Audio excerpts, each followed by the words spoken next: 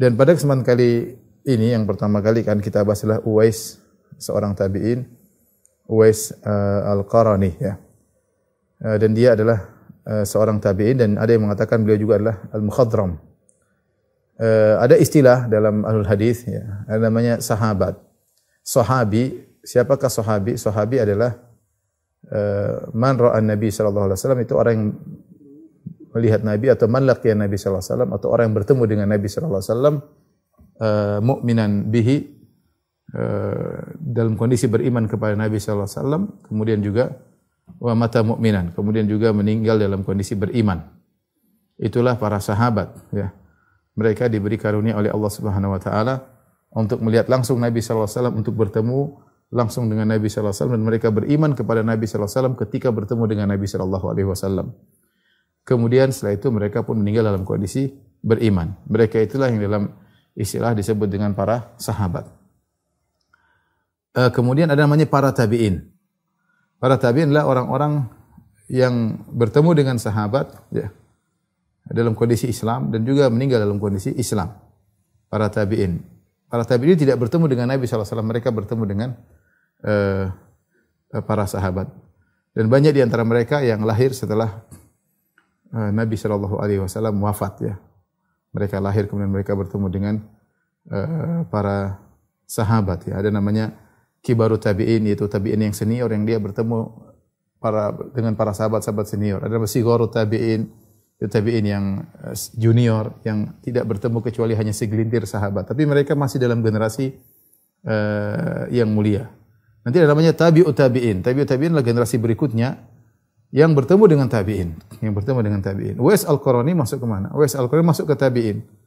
Tetapi sebagian ulama mengatakan dia mukhadram. Kenapa? Karena ketika Nabi SAW hidup, dia juga sudah masuk Islam. Dia sudah masuk Islam. Jadi dia bukan masuk Islam setelah Nabi meninggal, tidak. Ketika Nabi hidup sallallahu alaihi wasallam, dia sudah masuk Islam, dia sudah beriman kepada Nabi. Hanya saja dia lokasinya di Yaman.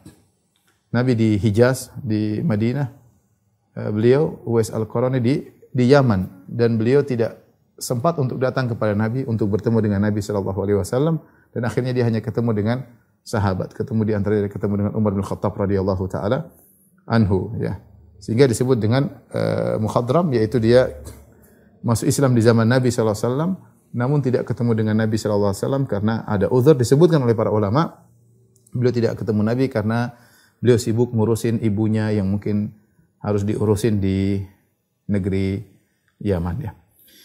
Inilah Uwais Al-Qarani. Kita akan bacakan dari tulisan Al-Imam Adz-Dzahabi rahimahullahu taala.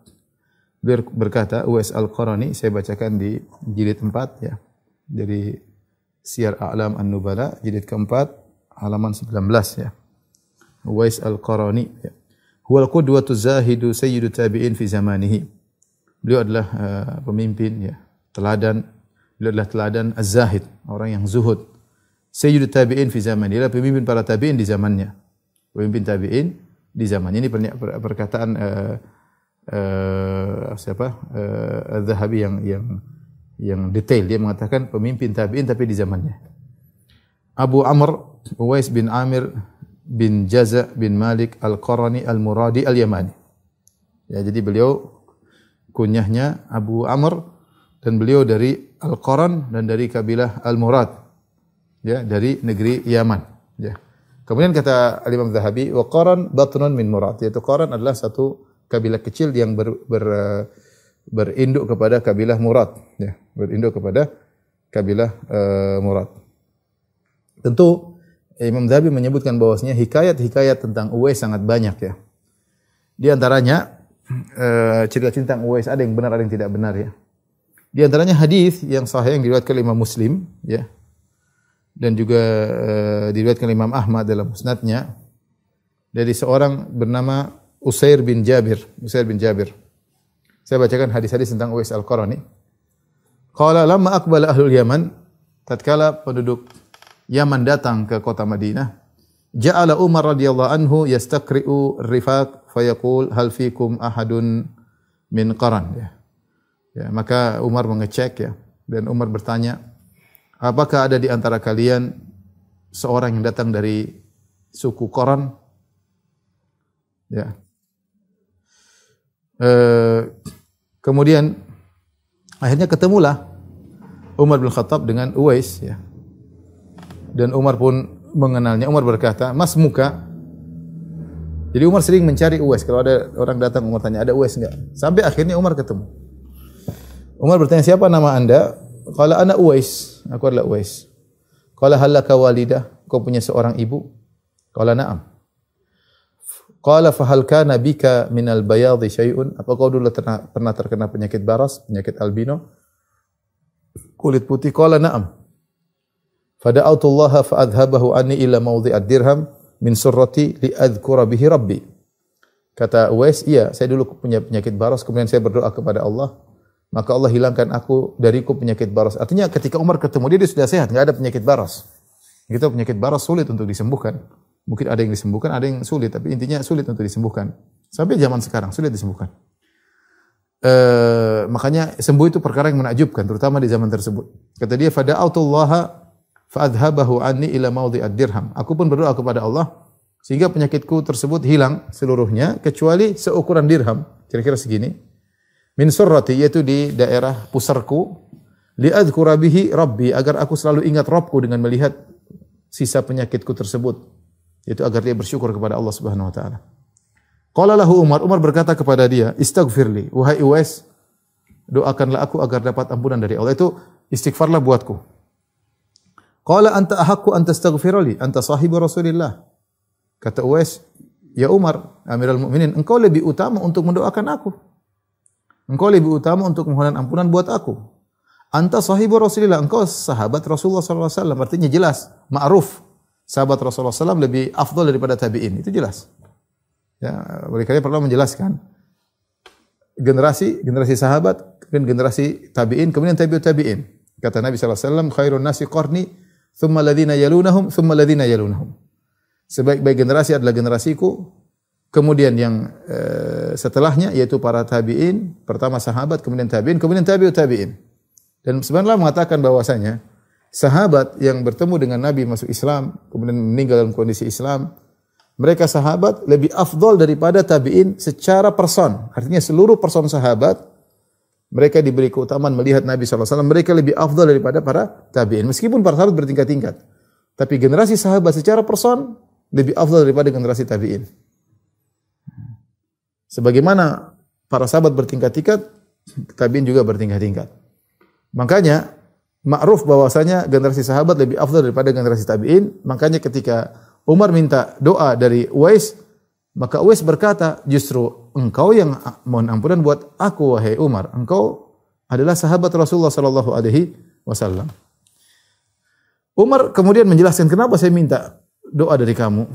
Kata Umar, "Inni sami'tu Rasulullah sallallahu alaihi wasallam yaqul." Aku mendengar Rasulullah sallallahu alaihi wasallam bersabda, "Inna khairat tabi'in rajulun yuqalu lahu Uwais." Sungguhnya sebaik-baik tabi'in adalah seorang namanya Uwais. "Wa lahu walidatun wa kana bihi bayad."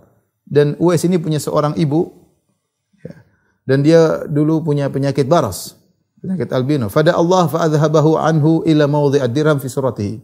Maka dia berdoa kepada Allah, maka Allah hilangkan penyakit tersebut kecuali seukuran dirham di pusarnya. Ya. Akhirnya Uwais pun mohonkan ampun buat Umar, ya. Uwais pun mohonkan ampun buat Umar. Ini salah satu riwayat berkaitan dengan Uwais Al-Qarani, ya. Dalam riwayat yang lain yang juga dari Usair bin Jabir, ya. Dia berkata, "Kana Umar bin Khattab idza ata alaihi amdadu ahli Yaman sa'alam afikum Uwais bin Amir." Umar kalau ada amdad, maksudnya pasukan tambahan dari negeri Yaman, karena di zaman Umar banyak jihad, banyak peperangan, sehingga mereka butuh bantuan dari negeri-negeri kaum muslimin yang sudah dikuasai oleh kaum muslimin. Di antaranya orang-orang Yaman datang untuk membantu peperangan. Maka setiap ada bantuan dari negeri Yaman, pasukan, maka Umar bertanya, "Afikum Uwais?" Dia mencari-cari memang, "Afikum Uwais? Apakah ada Uwais di antara kalian?" Ya, sampai akhirnya dia ketemu dengan Uwais sebagaimana tadi, ya.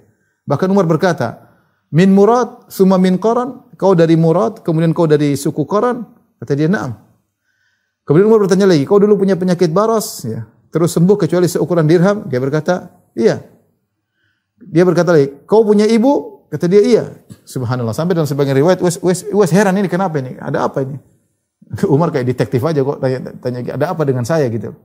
Akhirnya Umar jelaskan kenapa dia bertanya-tanya seperti itu, karena kabar dari Nabi.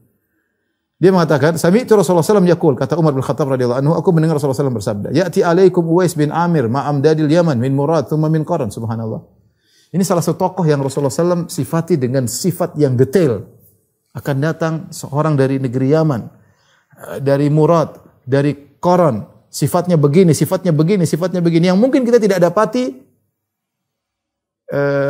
orang-orang lain ya. Kecuali Nabi SAW mensifati Nabi yang lain, Nabi Isa mungkin. Ya, atau Nabi sifati Nabi Ibrahim, Nabi sifati Nabi Yusuf. Tapi selain para nabi, Nabi tidak pernah datang dalam hadis Nabi sifatkan dengan detail seperti itu, seperti Nabi mensifatkan Uwais Al-Qarani.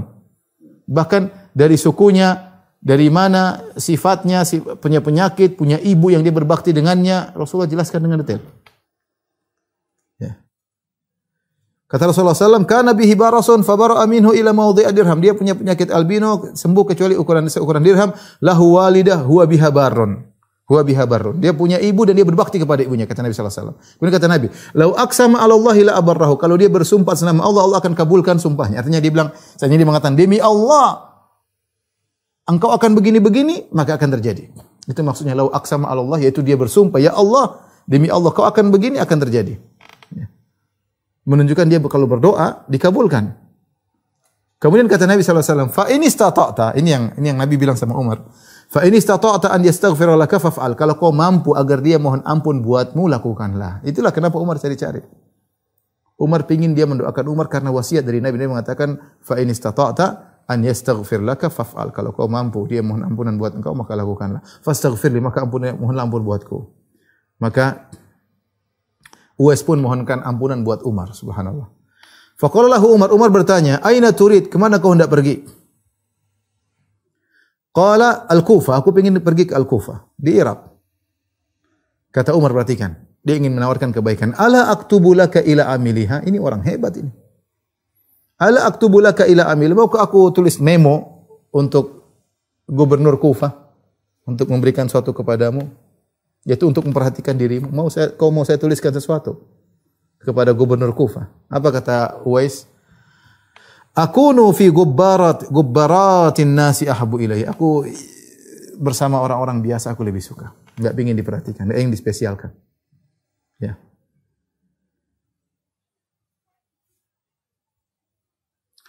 Falamma kana minal amil muqbil, akhirnya pergilah dia ke Kufah. Tatkala tahun berikutnya, hajjar rajulun min asyrafihim. Datang seorang dari Kufah, datang berhaji mampir ke Madinah. Tahun depannya. Fa wafaqa Umar, kebetulan orang tersebut, orang yang mulia ini ketemu Umar. Maka Umar bertanya kepada orang tersebut. Fasa'alahu an Uwais. Gimana? Kalian kenal Uwais kan? Gimana kondisinya di sana? Umar tanya, Umar pengen tahu. Qala taraktuhu rathal haithah qalilal mata'. Aku tinggalkan Uwais dalam kondisi rathal haithah, disebutkan di sini, yaitu miskin. Rumah semerawut, tidak ada apa-apa, miskin. Qalilal mata', tidak punya barang, miskin. Akhirnya Umar ceritakan kepada orang yang mulia ini. Sungguhnya aku mendengar Rasulullah SAW pernah bersabda, akan datang kepada kalian seorang laki namanya Uwais bin Amir bersama bantuan pasukan dari negeri Yaman, berasal dari Murad, dari Qaran. Ya. Sebagian ulama ada buku judulnya Uwais Al-Qarani, karangan seorang doktor. Dia mengatakan Qaran itu adalah salah satu tempat di Yaman sekarang di kota Ib. Di kota Ib, ya. Ada sebagian kawan-kawan saya di sekolah di Madinah dari Yaman, dari kota Ib. Ya. Qaran di sana asalnya. Wallahu a'lam bishawab. Jadi Umar sampaikan kepada orang mulia ini yang dari Kufah, dia mengatakan Rasulullah pernah menyampaikan kepada akan datang seorang dari yang bernama Uwais Al-Qarani dari Yaman, dari Murad, dari Qaran. Dulu dia punya penyakit baras, kemudian sembuh kecuali seukuran dirham, dan dia punya ibu dan dia berbakti kepada ibunya. Seandainya bersumpah atas nama Allah, Allah akan kabulkan. Kalau kau mampu, mohonlah ampunan darinya, mohonlah agar dia mau beristighfar untukmu. Orang ini harinya ketika mendengar hadis ini dia datang kepada Uwais. Dia pulang, dia ketemu Uwais, padahal Uwais miskin, enggak ada yang pedulikan. Ya enggak terkenal. Maka dia bilang, wahai Uwais, istaghfirli, mohonlah ampunan buatku. Uwais heran. Kata Uwais, anta ahdatsu ahdan bi safarin salih. Kau baru saja safar haji. Ya, artinya kau lebih utama, ya. Fastaghfirli, kau yang mohon ampunan buat aku, bukan aku. Kebalik kan orang musafir doanya dikabulkan. Qala istaghfirli. Orang ini balik lagi, tidak Uwais. Kau yang mohonkan ampun buatku. Akhirnya Uwais sadar, kamu ketemu Umar ya. Ketemu Umar ya. Qala na'am. Akhirnya Uwais pun memohonkan ampun ya. Ketika Uwais tahu bahwasanya Umar kasih tahu orang bahwasanya dia doanya dikabulkan, fa fatina lahun nas fantalaqa ala wajhi, ya. Maka orang-orang pun tahu, dia pun pergi ya. Kata Usair, aku pernah memberikan dia. Usair ini ketemu dengan Uwais. Wa kasautuhu burdatan, aku berikan kepada dia burdah. Jadi Uwais ini disebut dalam sebagian riwayat, dia sampai jarang ketemu orang. Kenapa? Dia enggak punya baju, saking miskinnya. Dia enggak punya baju, kadang-kadang dia punya baju, kadang enggak punya. Kalau dia enggak punya baju, dia enggak berani keluar. Sehingga orang ngejek dia ya. Sampai akhirnya si Usair ini kasih dia kasautuhu burdah, aku kasihkan dia burdah. Itu kain yang bagus. Ya. Dan waktu Uwais mau dikasih, Uwais bilang jangan, nanti orang ngomong apa, tapi dikasih. Akhirnya benar. Wa kana kullu man ra'ahu, kalau ada yang lihat dia pakai baju burdah, baju yang bagus, mereka berkata, min aina li Uwaisin hadhil burdah? Dari mana dapat burdah ini? Seakan-akan dia dituduh mencuri atau mengambil sesuatu yang tidak benar. Ya, inilah Uwais Al-Qarani ya. Dalam riwayat Muslim yang lain Rasulullah SAW mengatakan khairut tabi'in, sebaik-baik tabi'in.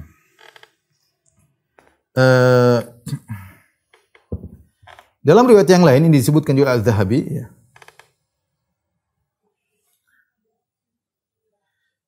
Usair sang perawi bertemu dengan Uwais ya. Dia mencari Uwais, akhirnya fastadlaltu alaihi wa ataituhu. Aku pun ditunjukkan di mana tempat Uwais. Fakultu, aku pun berkata kepada Uwais, kenapa enggak muncul Uwais? Ma habasaka an, apa yang buat kau tidak keluar ketemu dengan masyarakat yang lain? Kata dia, al-uryu, yaitu aku tidak punya baju. Ya. Kemudian kata Usair, wa kana ashabu yaskharuna bihi wa yu'dhununahu wa yu'dhunahu. Wa yu'dhunahu. Teman-temannya ngejek dia dan mengganggu dia. Maka aku bilang, hadza burdun fakhudhu, ini baju bagus, pakai, ambil. Qala la taf'al, kata Uwais, jangan kau lakukan. Fa innahum idzan yu'dhunani. Kalau mereka lihat aku pakai baju bagus, mereka akan ngejek aku. Tapi kata Usair, falam azal bihi hatta labisa. Aku bilang sudah ambillah, kau perlulah. Aku terus ngomong rayu-rayu, akhirnya dia pakai. Subhanallah, dia saking miskinnya, rumahnya enggak punya apa-apa, sampai mau keluar dia enggak punya baju. Akhirnya dikasih baju. Dan benar, dia pakai baju bagus, fa kharaja alaihim, dia keluar, faqalu, akhirnya mereka ngejek dia. Kata mereka, man tarawna khada'an hadzal burd? Siapa sih orang yang berhasil ditipu oleh Uwais kok bisa dapat baju bagus? Mereka ngejek Uwais. Ya. Subhanallah ya. Ar-rajul ya'ra marratan wa yaktasi ukhra. Ya. Wa akhadtuhum bilisani. Akhirnya ketika orang-orang ngejek, datanglah Usair bilang, kalian tuh gimana? Kenapa kalian mengganggu Uwais? Dia kadang enggak punya baju, dia enggak bisa keluar, kadang dia punya baju, kalian sekarang begini-begini. Aku pun menegur mereka dengan perkataanku. Bahkan disebutkan ya dalam suatu riwayat, ini mungkin riwayat terakhir kita bacakan ya.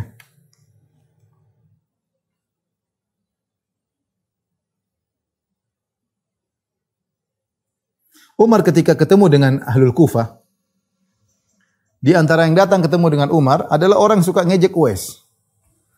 Ngejek Uwais, merendahkan Uwais. Umar bertanya, tahukah kalian Uwais di Kufah? Kata orang ini dengan sombongnya, ma hadza minna wala na'rif. Ini siapa? Kami enggak kenal. Kata Umar, bala innahu rajulun kadza wa kadza. Dia ada orang yang sifatnya begini-begini. Ya, seakan orang tersebut merendahkan Uwais. Ya. Akhirnya mereka berkata, fina rajulun ya Amirul Mukminin, diqalahu Uwais. Ya Umar Amirul Mukminin. Umar jadi khalifah. Benar ya Umar, Amirul Mukminin. Di tempat kita di Kufah ada seorang orang sebut dia namanya Uwais. Kata Umar, segera temui dia. Fala araka tudrikuhu. Menurutku kau tidak akan bertemu dengan dia. Maka orang tersebut datang langsung menuju ke Uwais. Pulang ke Kufah, qabla an ya'tiya al-haus, sebelum ketemu dengan keluarganya langsung datang ke Uwais. Padahal dia biasanya ngejek Uwais. Uwais heran, ini orang kenapa? Baru pulang tidak mampir ke rumahnya, langsung ke rumah Uwais, rumah yang semrawut yang tidak punya apa-apa. Maka Uwais berkata, "Ma hadhi adatuka?" Ini bukan kebiasaanmu ke sini. Fama badalaka, emang ada apa? Kenapa ke sini? Dia mengatakan, aku mendengar Umar bercerita tentang dirimu begini, begini, begini. Maka mohonlah ampunan buatku. Kata Uwais, la af'alu hatta taj'ala li 'alaika alla taskhar bi fima ba'd. Saya akan mohon ampunan buat engkau, tapi janji, jangan ngejek saya lagi. Ini pertama, jangan ngejek saya lagi. Yang kedua, alla tazkura ma sami'tahu min Umar li ahad. Jangan kau apa yang kau dengar dari Umar jangan kau ceritakan kepada siapapun. Jangan siapapun. Pertama, jangan kau ngejek saya lagi. Yang kedua, jangan ceritakan kepada siapapun. Qala na'am. Kata laki tersebut, iya. Maka Uwais mohon ampunan buat orang tersebut. Usair sang perawi mengatakan, "Fama labithna an fasha amru bil Kufah." Akhirnya beritanya tersebar, semua orang tahu Umar bin Khattab memuji Uwais, doanya dikabulkan. Akhirnya aku mencari Uwais sudah hilang ya, dia pergi dari kami. Tapi inilah ikhwan dan akhwat yang rahmati Allah Subhanahu wa taala. Beberapa riwayat-riwayat yang berkaitan dengan Uwais Al-Qarani, ada juga riwayat-riwayat yang dhaif ya, saya tidak sebutkan. Di antara keutamaan Uwais ya, datang dalam satu hadis yang disahihkan oleh Syekh Albani rahimahullahu taala ya, bahwasanya akan ada dari umatku, Nabi mengatakan akan ada dari umatku yang dia bisa memberi syafaat lebih banyak daripada Bani Tamim ya. Kata Nabi sallallahu alaihi wasallam ya, disahkan oleh Syekh Albani, yadkhulul jannata, kata Nabi sallallahu alaihi wasallam, akan masuk surga bi syafaati rajulin min ummati. Karena syafaat dari seorang dari umatku aktsar min Bani Tamim, lebih banyak dari Bani Tamim. Jadi ada satu Bani Tamim itu banyak banget ya. Ada orang gara-gara dia, orang mau surga gara-gara syafaat dia. Lebih banyak yang mau surga, jumlah yang masuk surga tersebut lebih banyak daripada jumlah Bani Tamim gara-gara syafaat seseorang. Seseorang ini siapa? Datang dalam sebagian riwayat, tapi riwayatnya dhaif semuanya. Adalah Uwais Al-Qarani. Rasulullah tidak menyebut namanya, tapi datang sebagai riwayat, tapi dhaif semua, mengatakan Uwais Al-Qarani. Sebagian ulama mengatakan maksudnya Uwais Al-Qarani. Wallahu a'lam bishawab, tapi intinya dia adalah seorang yang sangat mulia. Ikhwan dan akhwat yang rahmatillah subhanahu wa ta'ala, tentunya ketika kita menyampaikan kisah ini, kita ingin mengambil faedah daripada kisah yang mulia ini. Yang pertama, perhatikan, Uwais Al-Qarani, Nabi di Madinah, dia di Yaman. Jarak jauh antara Madinah dan Yaman ya. Madinah harus ke Mekah dulu, baru ke selatan semakin jauh, baru ketemu Yaman, jauh. Sangat jauh. Ya. Terpisah antara Nabi dengan Uwais sangat jauh. Ya. Tentu tidak ada yang mengenal dia. Orang katakan, majhulun fil ard ma'rufun fis sama. Dia tidak dikenal di atas muka bumi, tapi terkenal di langit. Siapa yang kasih tahu dia kepada Nabi? Allah Subhanahu wa taala. Allah yang kasih tahu, ya Rasulullah, ini ada orang di Yaman sifatnya begini-begini namanya Uwais. Nabi jadi tahu. Siapa yang kasih tahu Nabi? Allah Subhanahu wa taala. Ini faedah bagi kita bahwasanya kalaupun tidak ada yang mengenal kita baik, kalaupun tidak ada yang mengetahui kita rajin ibadah, kalaupun tidak ada yang mengetahui kita rajin sedekah, Allah Maha tahu, jangan khawatir. Lihat jauh antara Nabi dengan Uwais. Tetapi Nabi dikasih tahu oleh Allah Subhanahu wa taala dan Nabi memberitahukan kepada Umar bin Khattab akan ada seorang sifatnya begini-begini. Jadi dalam hidup ini jangan terlalu pingin dikenal, jangan terlalu pingin diketahui. Dan dalam Al-Quran banyak sekali Allah mengatakan, dalam Al-Quran misalnya, waja'a rajulun min aqsal madinati yas'a. Datanglah seorang dari ujung kota. Waja'a min aqsal madinati rajulun yas'a. Ya. Dalam surat Yasin, waja'a min aqsal madinati rajulun yas'a. Dalam surat Al-Qasas, waja'a rajulun min aqsal madinati yas'a. Dua orang ini Allah sebutkan dengan datang seorang laki-laki. Wa qala rajulun mu'minun min ali fir'auna yaktumu imanahu. Ada seorang dari keluarga Fir'aun yang menyembunyikan imannya. Allah hanya menyebut rajulun. Seorang. Mungkin kita enggak kenal siapa orang tersebut. Tapi Allah tahu. Ya. Jadi tidak penting kita dikenal, enggak penting. Yang penting Allah sudah tahu kita, sudah selesai. Tidak perlu kita berharap semua orang tahu kita. Lihat perkataan ini dari Imam Syafi'i rahimahullah ta'ala. Beliau berkata, waditu anna an-nas ta'allamu minni wa lam yunsab ilayya syai'. Aku berharap orang-orang belajar dari ilmuku dan tidak perlu tahu ilmu itu dari saya. Perkataan di puncak keikhlasan. Aku ingin manusia semua belajar dariku, mereka tidak perlu tahu dari mana ilmu itu, bahwa ilmu tersebut dari saya. Kita ini banyak yang berpenyakit ya. Penyakit hati, baru melakukan sedikit amal pengin satu dunia tahu. Uwais Al-Qarani, lihat. Ya. Tidak ada yang tahu dia, tapi Allah tahu. Dan Allah kasih tahu kepada Nabi SAW, Nabi kasih tahu kepada Umar. Sampai-sampai tadi saya katakan, Rasulullah SAW ketika mensifati Uwais dengan sifat yang detail, dan ini tidak pernah Rasulullah lakukan sebelumnya kepada selain para Nabi ya. Rasulullah pernah mensifati sebagian Nabi dengan sifat yang detail, tapi selain para Nabi, Rasulullah tidak pernah SAW tidak pernah mensifati seseorang sampai seperti itu. Namanya Uwais, ya, dari Yaman, dari Murad, dari Qoran. Dulu punya penyakit sembuh, punya ibu dia berbakti, luar biasa. Yang ketika Rasulullah SAW menyebutkan sifat-sifat ini, bukan asal ngomong, ini sifat-sifat spesial. Sifat-sifat spesial yang harusnya kita bersifat dengan sifat tersebut. Tapi di antara sifat Uwais Al-Qarani yang menjadikan dia spesial adalah dia berbakti kepada ibunya. Dia berbakti kepada ibunya. Wa kanat lahu walidah huwa biha barrun, kata Nabi sallallahu alaihi wasallam. Dia punya ibu dan dia berbakti kepada ibunya. Dia punya ibu dan dia berbakti kepada ibunya. Ini yang menjadikan dia sangat-sangat spesial. Jika tidak spesial, kenapa Nabi sebutkan khusus sifat ini? Sampai sebagian ulama mengatakan bahwasanya Uwais Al-Qarani tidak ketemu dengan Nabi karena sibuk berbakti kepada ibunya. Kayaknya tidak pas untuk ditinggalkan sehingga dia sibuk. Padahal kita tahu keutamaan bertemu dengan Nabi. Bertemu dengan Nabi SAW, seorang menjadi naik level menjadi seorang sahabat. Sehingga ayat-ayat yang memuji sahabat akan dia juga dapatkan. Tetapi dia punya pertimbangan. Dia punya ibu yang tidak bisa dia tinggalkan. Dan dia tahu ayat-ayat yang menyuruh untuk berbakti kepada orang tua jelas. Maka dia memilih merawat ibunya atau menjaga ibunya daripada ketemu dengan Nabi SAW. Ya. Ini sifat yang menjadikan dia mulia. Ya, di antaranya berbakti sama orang tua. Makanya ikhwan dan akhwat, mumpung antum kalau masih punya orang tua masih hidup, jangan sia-siakan ya. Waktu terbatas. Ya, umur orang tua antum lebih singkat daripada kesibukan antum. Kesibukan kita nurutin kesibukan kita enggak bakalan pernah habis. Sibuk ini, sibuk anu, sibuk ini, sibuk anu, sibuk ini, sibuk anu. Sementara kita enggak punya waktu untuk berbakti sama orang tua. Mumpung orang tua masih ada, ya silakan ya raih kebaikan dengan sebanyak-banyaknya ya. Minta doa kepada mereka, minta restu dari mereka ya. Lihatlah Uwais Al-Qarani, dia menjadi spesial di antaranya karena berbakti kepada ibunya. Kemudian di antara hal yang menarik, ya, Uwais Al-Qarani diuji oleh Allah Subhanahu wa taala. Di antara ujiannya dia terkena penyakit baras. Itu penyakit dulu orang mungkin zaman dulu mungkin merasa jijik atau apa ya. Zaman dulu ya. Dianggap sesuatu sehingga tapi subhanallah dia sabar dan dia berdoa kepada Allah Subhanahu wa taala untuk agar Allah menyembuhkan penyakitnya. Dia tahu bahwasanya la syifaa illa syifaa'uk. Allahumma anta syafi la syifaa illa syifaa'uk. Ya Allah, Engkau adalah Maha menyembuhkan. Tidak ada yang menyembuhkan kecuali dengan kesembuhanmu.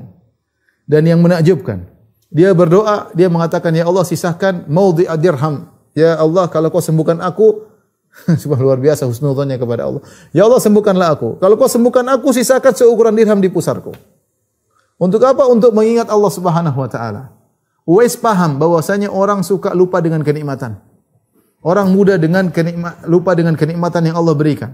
Maka agar dia tidak lupa dengan nikmat yang pernah Allah berikan kepada dia, agar dia selalu menjadi hamba yang bersyukur, dia bilang sama Allah, ya Allah sisakanlah seukuran dirham.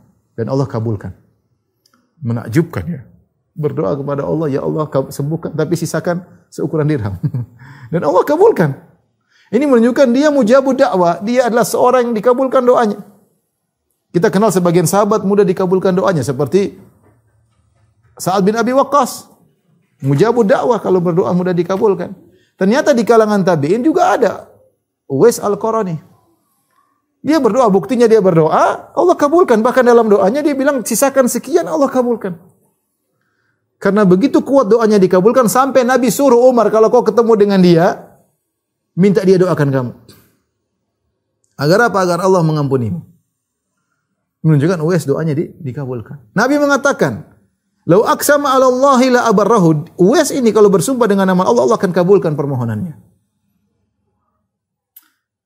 Ajib ya, Uwais Al-Qarani. Akhirnya Allah sembuhkan dan masih sisa dirham. Buat apa? Agar dia selalu ingat kepada Allah. Ya, ini memberi peringatan kepada kita. Kita ini sering lupa dengan nikmat-nikmat yang Allah berikan kepada kita. Itulah makanya Allah berfirman, Innal insana li rabbihi lakanud. Sungguhnya manusia itu kanud, berkeluh kesah kepada Rabbnya. Kata Hasan al-Basri rahimahullahu ta'ala, yadhkuru al-masaib wa yansa ni'am. Di antara sifat manusia, suka ingat-ingat musibah, lupa dengan kenikmatan. Dia sudah dapat nikmat 10 tahun, 20 tahun, 30 tahun, dia dapat musibah, mungkin setahun dia sudah lupa semua dengan kenikmatan. Dia mengatakan, ya Allah, kenapa ya Allah? Mengeluh. Dia lupa bahwasanya nikmat sudah lama dia rasakan. Itu sifat manusia, lupa dengan kenikmatan. Makanya menakjubkan ayat ini disebutkan oleh sebagian ulama datang dalam surat Al-Adiyat. Al-Adiyat tentang kuda perang. Wal-adiyati dhabaha fal-muriyati qadaha fal-mughirati subha fa'atharna bihi waqa'a. Fawasatna bihi jam'a innal insana li rabbih lakanud. Allah berfirman demi kuda-kuda perang ya. Yang berlari dengan terengah-engah. Kemudian yang tapalnya menghantam batu sehingga keluar percikan-percikan. Kemudian masuk ke dalam tengah pertempuran, kemudian dia membuat debu bertaburan. Kuda. Dikasih kebaikan sedikit, tapi luar biasa membela sang pemilik. Cuma dikasih makan, disayang-sayang, tapi lihat, dia masuk dalam medan pertempuran. Diatur oleh sang pemilik kuda. Kemudian Allah berkata, Innal insani rabbi lakanud. Manusia enggak seperti kuda. Manusia suka berkeluh kesah. Kuda enggak pernah ngomel. Disuruh ke sana, disuruh ke sini, penting kasih makan, kasih rumput, selesai. Dia tahu berterima kasih kepada tuannya. Bahkan untuk berperang, untuk masuk di medan pertempuran, dia juga bisa terancam mati. Fawasatna bihi jam'a, masuk di tengah pertempuran, kuda. Setelah itu Allah berfirman, Innal insani rabbi lakanud. Manusia suka berkeluh kesah. Dikasih banyak kenikmatan, diberi ini, beri ini, masih tidak bersyukur. Lihat Uwais Al-Qarani. Diberi kesembuhan, dia minta seukuran dirham agar dia bisa terus bersyukur kepada Allah. Li'adhkura bihi, kata dia agar aku selalu ingat Allah Subhanahu wa taala. Kalau mungkin dia buka baju, ya Allah, saya dulu pernah baros. Ingat. Ya Allah, saya dulu pernah. Selalu ingat. Dia lihat dia tidak lupa. Ini strateginya Uwais yang sangat hebat supaya tidak lupa karena manusia suka pelupa. Kita ini suka lupa dengan nikmat yang Allah berikan kepada kita ya. Jadi masalah kita kadang baru ingat kalau nikmat tersebut dicabut. Ya, padahal banyak sekali nikmat yang kita rasakan. Kemudian di antara faedah dari kisah ini bahwasanya orang jangan terpedaya dengan penampilan. Lihat Uwais Al-Qarani. Apa? Taraknahu rathal hay'ah. Kami kami dapat ditinggalkan dalam kondisi orang miskin, tidak punya apa-apa. Sampai punya baju aja nggak ada, mau keluar ketemu orang nggak punya baju, sehingga kadang-kadang dia nggak keluar rumah. Mungkin dicuci dulu, tinggal nanti besok pakai lagi. Ajib, ini orang mulia, terkenal di sisi Allah. Allah kabarkan Nabi sallallahu alaihi wasallam tentang Uwais, dia nggak punya baju. Sampai ada yang mengatakan bahwasanya Uwais Al-Qarani menjadi mulia di sisi Allah karena dua amal yang sangat mulia. Yang pertama berbakti kepada orang tua, yang kedua at-takhaffuf minad dunya. Tidak bermewah-mewah dengan dunia. Secukupnya. Dan ini bukan berarti saya mengajak kaum muslimin untuk miskin ya, enggak ya, jangan salah paham ya. Ya. Kita butuh orang punya dana, Rasulullah SAW berdakwah butuh dana dan Rasulullah memanggil para sahabat untuk bersedekah, sering kita butuh dana, tetapi jangan masukkan ke hati, itu yang pertama. Dunia ini akan kita tinggalkan. Kita seperlunya kita punya kelebihan, ngapain kita simpan-simpan, udah kita untuk akhirat kita. Ya. Yang kedua terkhusus kepada kawan-kawan, saudara-saudara yang mungkin diuji dengan kekurangan ekonomi. Kita berharap mereka bersabar dan berakhlak mulia. Mungkin Anda enggak dianggap oleh orang. Uwais Al-Qarani juga ada yang anggap. Dia berbakti sama orang tua juga orang enggak ada yang tahu. Tapi Allah tahu enggak? Allah tahu. Ini sampel aja. Mungkin ada di antara kita orang-orang yang seperti Uwais, artinya dari sisi ibadah miskin tapi ibadahnya luar biasa. Baktinya kepada orang tua yang kita enggak kenal dan orang tidak ada yang kenal dia. Mungkin dia mau main Facebook aja enggak ada kuota. Tapi Allah kenal. Jadi hibur diri Anda, bos. Lihatlah ada orang sosok seperti Uwais, miskinnya enggak ketulungan, miskin banget. Sampai baju aja enggak punya. Anda miskin-miskin apa masih punya baju. Uwais enggak punya baju, mau keluar enggak ada baju. Tapi dia sabar, tetap berakhlak mulia, tetap beribadah kepada Allah, tetap memuji Allah Subhanahu wa taala.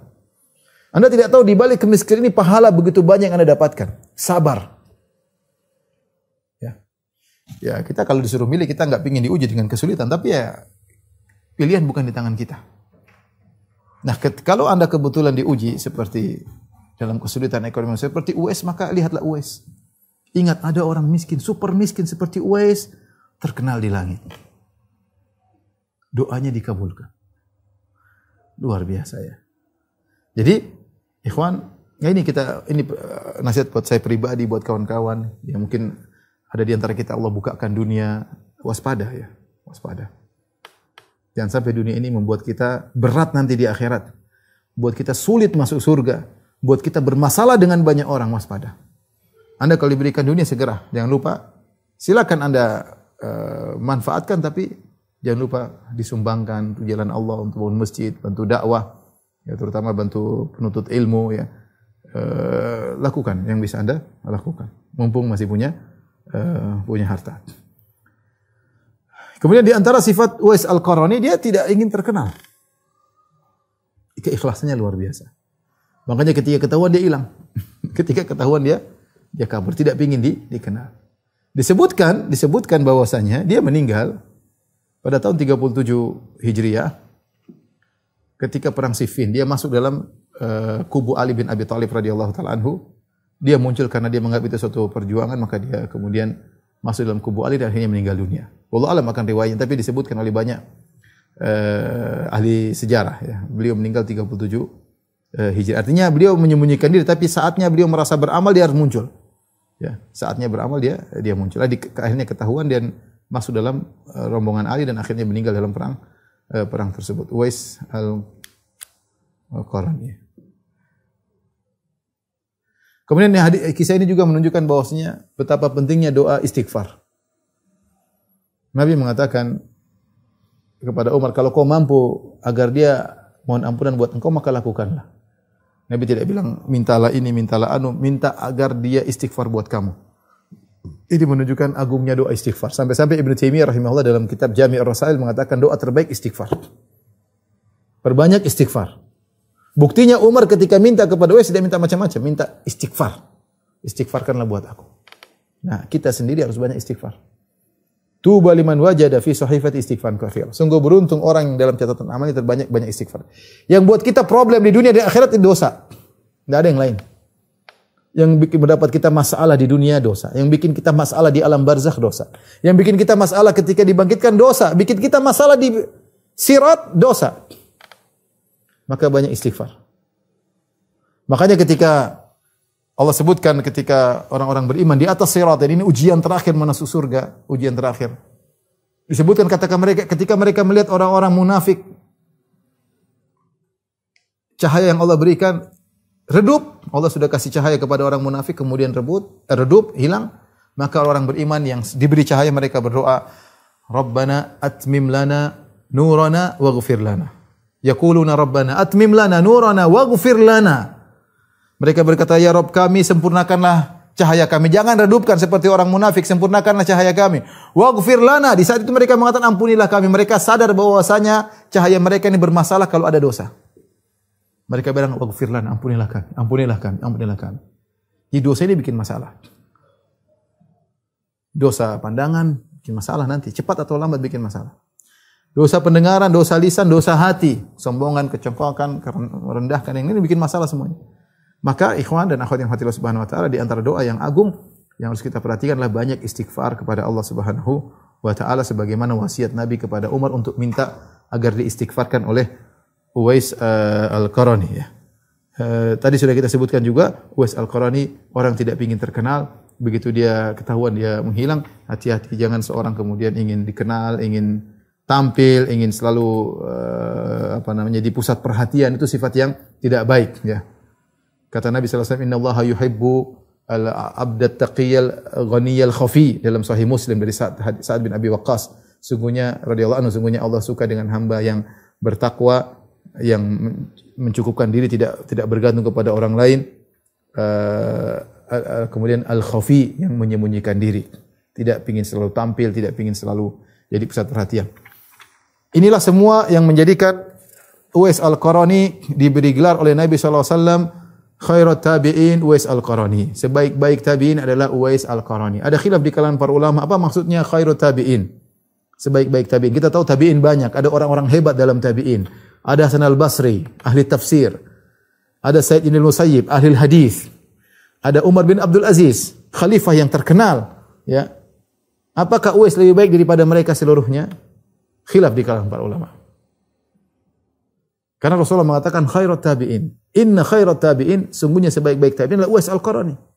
Seakan-akan Rasulullah memberikan kepada dia khairiyah mutlaqah. Yaitu dia terbaik secara mutlak. Memang banyak tinjauan, ada tinjauan ilmu, ada tinjauan keadilan, ada tinjauan hadis, ada tinjauan zuhud. Tapi secara totalitas yang terbaik adalah Uwais Al-Qarani. Ini pendapat pertama. Sehingga menunjukkan bahwasanya Anda kalau punya ilmu, Anda belum tentu Anda lebih baik daripada yang lainnya. Uwais Al-Qarani tidak dikenal dengan periwayatan. Ya, tapi dia punya ibadah yang menakjubkan. Dari sini jangan sekali-sekali Anda merendahkan orang yang lainnya. Ya, bisa jadi orang tersebut mungkin dia terbatas, tapi dia punya kelebihan dari siang. Kita enggak tahu, yang tahu hanya Allah Subhanahu wa taala. Kita terkadang bisa menilai zahir, kita enggak tahu batin seseorang. Padahal para ulama sepakat amalan batin lebih afdal daripada amalan zahir. Kita pun kalau bisa menilai cuma zahir doang, hati kita enggak tahu. Ya. Hati kita enggak tahu. Maka kalau kita tidak bisa menilai hati orang, belum tentu kita lebih baik daripada dia. Jadi ini pendapat pertama bahwasanya Uwais Al-Qarani adalah tabi'in terbaik secara total. Dari semua tabi'in dia yang terbaik. Ya. Ada pendapat lain mengatakan tidak. Keterbaikan di sini adalah muqayyadah. Keterbaikan pada sisi tertentu. Artinya mereka mengatakan seperti Imam Ahmad ketika ditanya siapa tabi'in terbaik, dia mengatakan Ibnul Musayyib, Said Ibnul Musayyib, karena dia terkenal dengan riwayat. Ilmunya luas. Imam Ahmad mengatakan tabi'in terbaik adalah Ibnul Musayyib. Mungkin yang mengatakan tabi'in terbaik Umar bin Abdul Aziz. Mungkin mengatakan Hasan Al-Basri. Tapi intinya Imam Ahmad memandang dari satu sisi. Ya. Sementara Uwais Al-Qarani adalah tabi'in terbaik daripada kezuhudannya. Zuhud, orang yang sangat zuhud, yang dunia tidak dalam hatinya. Bersabar dengan kesulitan yang Allah berikan. Ya. Bersabar dengan penyakit yang Allah berikan kepadanya. Bersabar dengan cercaan manusia, menuduh yang tidak-tidak, tapi dia bersabar. Sehingga dia adalah tabi'in terbaik dalam sisi zuhud. Dan tadi saya katakan makanya di awal pengajian bagaimana Az-Zahabi ketika menerjemahkan biografi atau menyebutkan biografi Uwais Al-Qarani, beliau berkata, "Huwal qudwatuz zahidu sayyidut tabi'ina fi zamanihi." Beliau adalah ini tarjih dari Az-Zahabi. Az-Zahabi merajihkan atau menguatkan bahwasanya beliau adalah tabi'in terbaik secara mutlak tapi di zamannya. Beliau wafat tahun 37 Hijriah. Yang dikatakan sayyidut tabi'in fi zamani, pemimpin para tabi'in di zamannya. Artinya bisa jadi setelah beliau meninggal ada tabi'in yang mungkin lebih afdal dari sisi yang lain. Intinya wallahu a'lam bishawab, inilah orang soleh Uwais Al-Qarani ya, yang sejarahnya memberikan kita banyak peringatan, pelajaran ya, yang hendaknya kita berusaha meniru sifat-sifat yang Rasulullah sebutkan tentang Uwais Al-Qarani.